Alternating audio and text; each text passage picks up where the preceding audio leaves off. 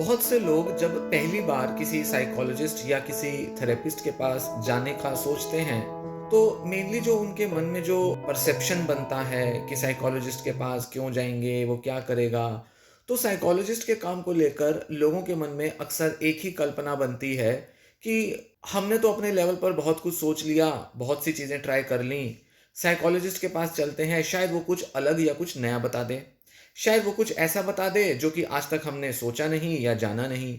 हाँ, वैसे तो हमारे पास बहुत सारे आइडियाज़ हैं, बहुत सारे तरीके हमने पढ़े हैं, देखे हैं, सुने हैं, पर शायद ये जो साइकोलॉजिस्ट से मिलने जा रहे हैं, ये कुछ अलग बता देगा जिससे हमारी सारी प्रॉब्लम सॉल्व हो जाएगी, जिससे हमारे को एक क्लैरिटी मिल जाएगी और शायद चीज़ें हमारे लिए आसान हो जाएँ और हम अपनी प्रॉब्लम को सॉल्व कर पाएँ। अक्सर जब हमें नहीं पता होता कि साइकोलॉजिस्ट का काम करने का ढंग क्या होता है, तो आम तौर पर हमारा यही एक परसेप्शन बनता है। या अगर मान लीजिए किसी फैमिली मेंबर को हमें साइकोलॉजिस्ट के पास लेकर जाना है, तो जैसा कि आम तौर पर घरों में होता है कि जब भी कोई मेंटल डिस्ट्रेस आ रहा होता है, डिप्रेशन, एंग्जायटी या किसी भी तरह की सीवियर इलनेस ही क्यों ना हो, जैसे कि स्किज़ोफ्रेनिया या बाइपोलर, तो घर के सारे लोग पेशेंट को काउंसलिंग देते रहते हैं, उसको समझाते रहते हैं, बताते रहते हैं कि उसे ये करना चाहिए, वो नहीं करना चाहिए, उसको सीख देते रहते हैं, उसके साथ बड़ी लॉजिकल डिस्कशंस करते रहते हैं। और जब लगता है कि कुछ काम नहीं कर रहा, किसी ने सजेस्ट किया कि साइकोलॉजिस्ट के पास ले जाओ, तो ऐसे में वो सोचते हैं कि ठीक है, जो हम नहीं बता पा रहे, देखते हैं वही साइकोलॉजिस्ट क्या नया बता देता है। तो ऐसे में जाते हैं कि कुछ अलग, कुछ नया सुनेंगे या साइकोलॉजिस्ट कुछ ऐसे समझा देगा जो हम नहीं समझा पा रहे।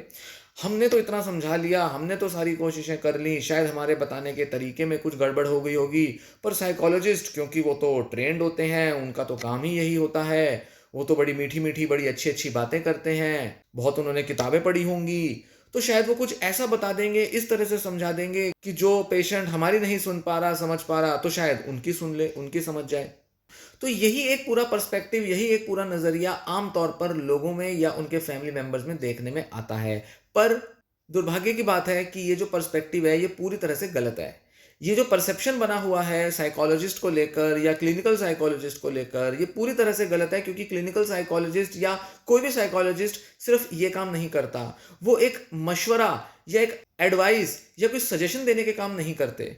साइकोलॉजिस्ट जो कि थेरेपी भी दे सकते हैं, काउंसलिंग भी कर सकते हैं, उनका काम करने का ढंग और काम करने का प्रोसेस थोड़ा लंबा होता है, थोड़ा इलैबोरेट होता है। वो कोई सलाहकार नहीं होते, एडवाइज़र नहीं होते। ऐसा नहीं कि बस गए, एडवाइस ली और हो गया काम, नहीं। ऐसे अगर एडवाइस की नज़र से जाएँगे, तो आप पाएँगे कि ज़्यादातर उनकी जो सलाह या जो सजेशन है, वो किसी काम नहीं आई। आपको लगेगा ये तो बातें हम पहले से ही समझते थे, पहले से ही जानते थे, क्या नया बता दिया। आप अपनी सोच के हिसाब से साइकोलॉजिस्ट की कही हुई बात को ढालने की, देखने की कोशिश करोगे और आप अपनी ही सोच में कहीं उसे फिट करोगे और पाओगे कि अरे! इसमें क्या नया हो गया, इसमें क्या अलग बता दिया डॉक्टर ने या साइकोलॉजिस्ट ने। तो अल्टीमेटली आपका एक्सपीरियंस होगा कि ठीक है, 1-2 बातें थोड़ा बता दी, ठीक है, इसके लिए इतना-इतना पैसा खर्च कराए, इतना-इतना लंबा विज़िट कराए, मिला तो कुछ भी नहीं। तो इस वजह से आप हताश भी होते हो, डिसअपॉइंटेड भी होते हो, पर कहीं न कहीं आप यही मान के निकलते हो कि कुछ भी नया नहीं मिला, कुछ भी अच्छा नहीं पता चला। क्यों? क्योंकि आपने साइकोलॉजिस्ट को एक एडवाइज़र के तौर पे देखा था, आपने उसको थेरेपिस्ट के तौर पे नहीं देखा। शायद आप या तो उसका काम समझ नहीं पाए या शायद वो थेरेपिस्ट भी आपको अपना काम समझा नहीं पाया, या शायद एक सेशन इतना लिमिटेड होता है कि उसमें कोई थेरेपिस्ट बता ही नहीं सकता कि वो कैसा काम करता है। क्योंकि जब आप 1 बार या 2 बार जाने की नियत से साइकोलॉजिस्ट को विज़िट करते हो, तो ऐसे में आप एक अधूरे तरीके से अप्रोच करते हो, या ये कुछ ऐसा हो गया कि चलो मिलाते हैं, देख लेते हैं, कुछ हो गया तो ठीक, नहीं तो क्या करना है, हमें तो सब कुछ पता है, हमें तो सब कुछ आता है, हम खुद ही कर लेंगे, या हमारी ही सुन लेगा ये पेशेंट तो इसका जीवन सुधर जाएगा। तो हम जब जाते हैं, तो हम ये सोचकर ही नहीं जाते कि साइकोलॉजिस्ट कुछ अलग बताएगा या उसका कोई प्रोसेस जो होगा वो कुछ अलग होगा। तो ऐसे में क्या होता है कि जब आप 1 या 2 विज़िट्स के लिए ही मन बनाकर जाते हो, तो आप वैसे भी सीरियस नहीं होते हो, क्योंकि आपको आइडिया ही नहीं है कि वो पूरा प्रोसेस फ़ॉलो करेगा थेरेपी का। और उस थेरेपी के प्रोसेस में कई सारे सेशंस लेने पड़ सकते हैं, और इतने सारे जो सेशंस होंगे उनमें क्या होगा आपको उसका आइडिया ही नहीं होता। तो जब आप 1 या 2 सेशन की विज़िट के लिए ही मन बनाकर जाओगे, तो आप जल्दी-जल्दी करने की कोशिश करोगे और आप चाहोगे कि जल्दी-जल्दी प्रॉब्लम बताएँ, जल्दी-जल्दी वो सॉल्यूशन दे, काम कर गया ठीक, नहीं तो बाय-बाय टाटा, इससे ज़्यादा हमें कुछ नहीं चाहिए। तो जब आपकी एक्सपेक्टेशन ही अधूरी होगी, तो आपको पूरा ट्रीटमेंट, पूरी हेल्प मिल ही नहीं पाएगी। ऐसा नहीं कि साइकोलॉजिस्ट ने आपको कुछ नया नहीं बताया, जबकि आप इस नियत से गए ही नहीं कि साइकोलॉजिस्ट के पूरे प्रोसेस को आप फॉलो करेंगे। तो ये जो परसेप्शन है, ये साइकोलॉजिस्ट को लेकर ये बदलना चाहिए। तो फिर साइकोलॉजिस्ट का काम करने का ढंग होता क्या है? साइकोलॉजिस्ट आमतौर पर काउंसलिंग या थेरेपी का काम करते हैं और थेरेपी का पूरा एक प्रोसेस होता है।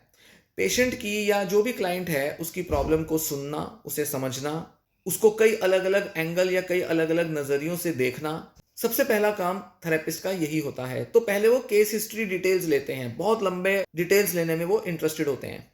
हो सकता है कि 1 या 2 सेशन सिर्फ डिटेल लेने में लग जाएँ।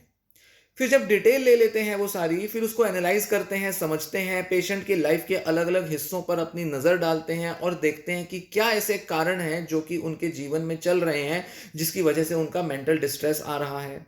पेशेंट से जब कई तरह के सवाल किए जाते हैं, तो पेशेंट की थिंकिंग, पेशेंट की सोच को समझा जाता है। घर वालों से भी जब बात की जाती है, तो घर का पूरा डायनामिक्स समझा जाता है कि चल क्या रहा है पेशेंट के आस-पास, उसके एनवायरनमेंट में, उसके जीवन में चल क्या रहा है, जिसकी वजह से उसका ये मेंटल डिस्ट्रेस आ रहा है। तो साइकोलॉजिस्ट उसकी प्रॉब्लम को केवल सुनता नहीं है, उस पर कोई रेडीमेड आंसर करने के लिए तैयार नहीं होता, वो पहले पूरा एनालाइज करने के लिए अपना डेटा लेता है, डिटेल्स लेता है। फिर डिटेल्स लेने के बाद वो उसे एनालाइज करता है, समझता है और देखता है अपने अनुभव, अपनी नॉलेज, अपने एक्सपीरियंस के आधार पर कि कौन सा ऐसा पर्टिकुलर एरिया है जो कि पेशेंट की मेंटल हेल्थ को सबसे ज़्यादा अफेक्ट कर रहा है। फिर वो उस पर ध्यान दिलाने की कोशिश करता है पेशेंट का और उसके फैमिली मेंबर्स का।